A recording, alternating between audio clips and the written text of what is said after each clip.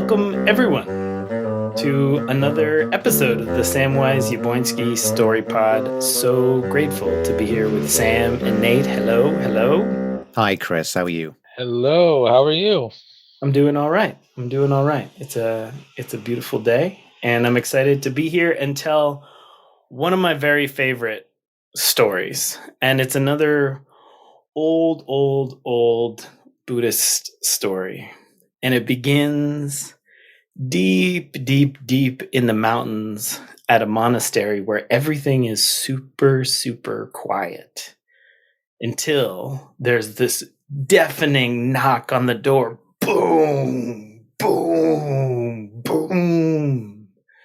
And it slices through the quiet, and all of the monks are really nervous because nobody comes usually unexpectedly to this monastery. And the one monk who's supposed to answer the door kind of goes over to the door and he slowly opens it. And sure enough, there's a warrior at the gates who matches the sound. He's enormous. He's covered in armor. He's still holding his weapons, which are still dripping with the blood of recent warfare. And he says, "Monk, get me your senior, most wise monk right now." And the monk, the tiny little monk, says, "No, I can't do that.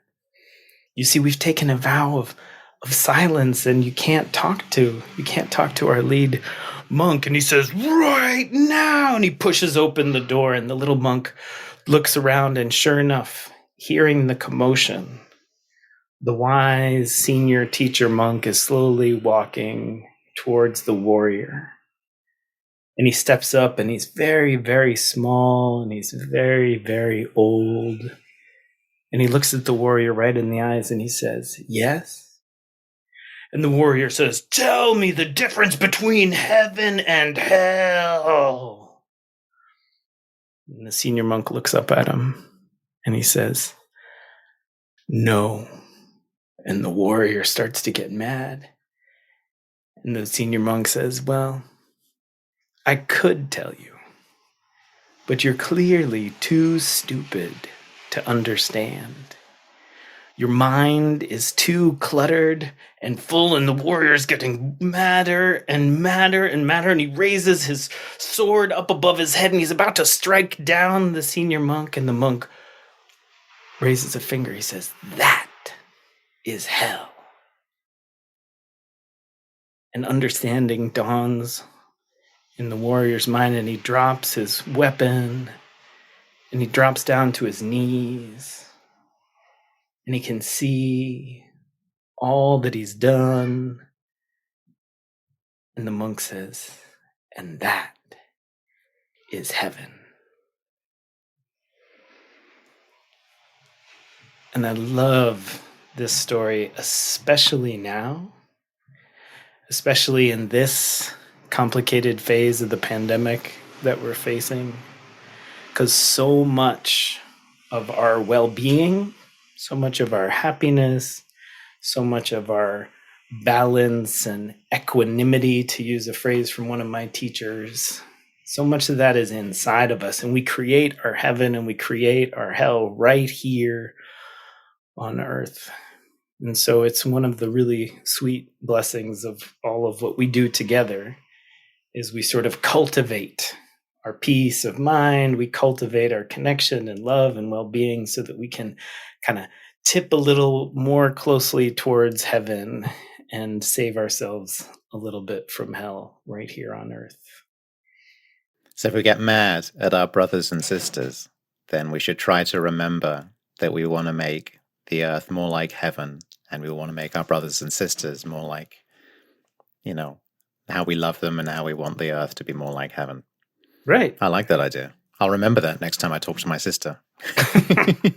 Maybe I won't yell at her. I'll be nice to her. That's nice.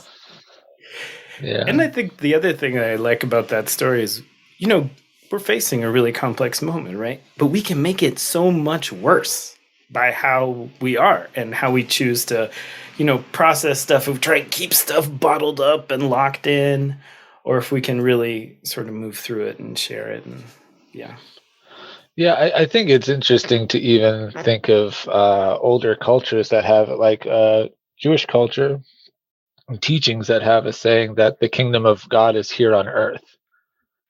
And I think often when people who believe in God and maybe believe in the afterlife, they think of something that's so distant, that's far away from them, that's almost out of touch. And this teaching that the kingdom of God is here, the idea of heaven is here, and it's what you do and what you choose to do, I think is really special. So it's fun to kind of hear how so many cultures, we're kind of talking about this idea for so long, and it's something that we can apply now, like Sam was saying, with their siblings or with their spouses and all of that. And so that's wonderful to think about. I love And it.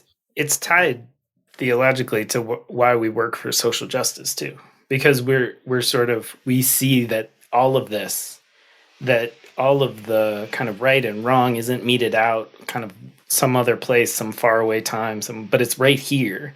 And so it's our job together to bring about this new way of being right here. So as we do, we also have some questions from everybody in the mailbag.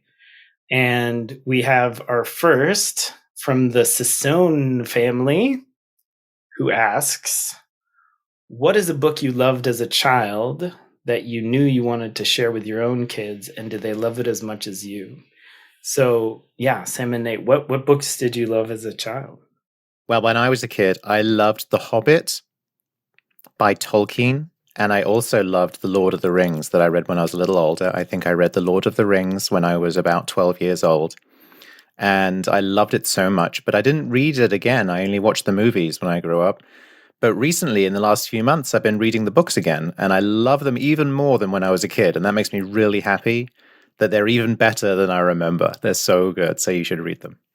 And it makes me really happy that you love those books, because that's why we named this whole thing the Samwise Boydsky podcast. So it's Because so I'm great. Samwise. That's me. Samwise Gamgee. Yeah, we've been listening to those with our kids too. My wife, Lauren, my wife, really loves The Lord of the Rings, and she's been listening to them a lot. So it's a favorite over here too. How about you, Nate? It's funny because when you asked that question, my mind picked up on the cover, like I could see it, but then I was like, what was the name of it? Because it's a book that I tried finding early on to share with my kids, but then I couldn't find it in a lot of spaces. But now we have eBay and all of that. I bet I can. But it's called It's Not Easy Being a Bunny. I was going to say rabbit. It's Not Easy Great. Being a Bunny by Marilyn Sadler. And it was one of those books that Dr. Seuss went out and he got a bunch of authors and a bunch of illustrators, and they just created a bunch of books and content in the 70s. It's one of those books. So you match this illustrator and this writer together, and it's about this bunny who decides that he's sick of eating carrots. He's tired of having all his brothers and sisters, like all 107 of them. And so he decides to go out and find a new home. So he tries to like go to sleep in the woods with the moose. Doesn't work out. And then he tries to like hang out with like a chicken.